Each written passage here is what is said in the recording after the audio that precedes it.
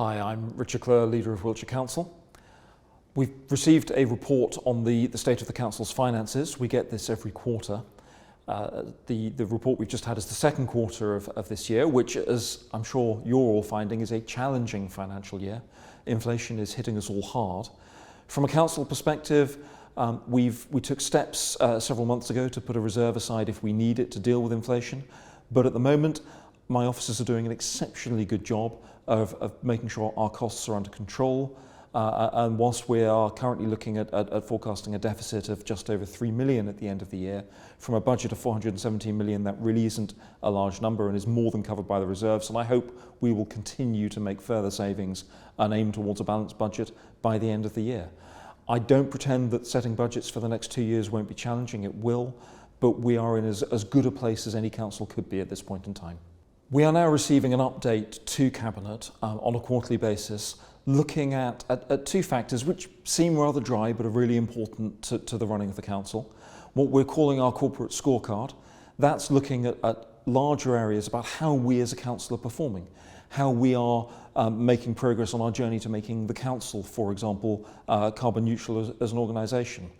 We're well on track to achieve that, I think probably well before 2030 at this rate, or our recycling rates, or on the educational performance of children in Wiltshire. We've had that report through. Mostly the information at the moment is looking pretty good. It's early days, we're still setting our targets. Those targets will adjust over time, so I expect we'll be seeing the full benefit of this process probably a year from now. Also inside that report we have corporate risk. That is really important because it's looking at the potential challenges we face, what we can do about them, and making sure that we are doing everything we can to think ahead and address those problems before they emerge or even prevent them from emerging.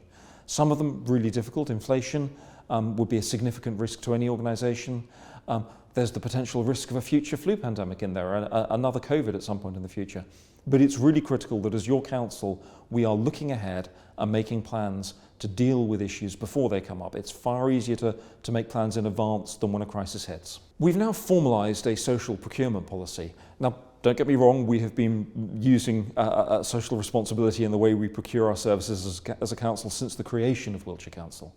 But by having a sort of guidebook that explains the different areas that ought to be considered, we can then make sure they're adjusted when we're going out for different forms of procurement of different services and contracts, to make sure that we're doing everything we can to provide local employment where it's relevant. Some contracts it may not be, for many it will be absolutely critical. Looking at the carbon neutrality or the steps that our contractors are taking to achieve carbon neutrality, as well as the really important issues around the value for money and the deliverability of projects, and then also bringing in some of the other areas, issues around, for example, zero-hour contracts, which in some cases could be very difficult.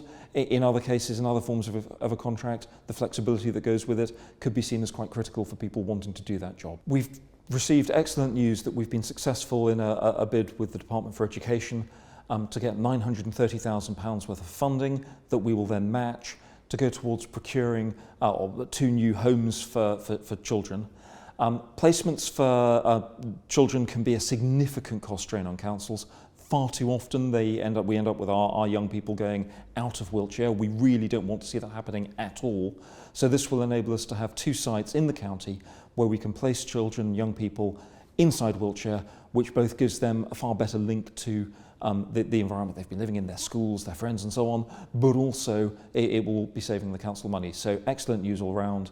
I look forward to seeing that completed. One of the most frequent questions I get asked on environmental issues is about tree planting, about the right place to plant trees and how we can plant more. Now we've got to be careful here. There are places you want to plant trees and places, for example, chalk grass downland, where you don't, where you've got unique habitats we need to protect.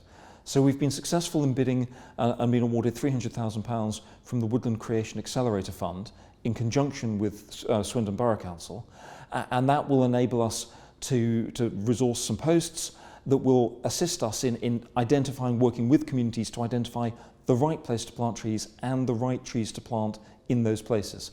We've had some issues in the past where we've pushed ahead with tree planting, perhaps without the expert knowledge we could have had, Salisbury Area Board, and ended up with oak trees that have suffered through not getting enough water.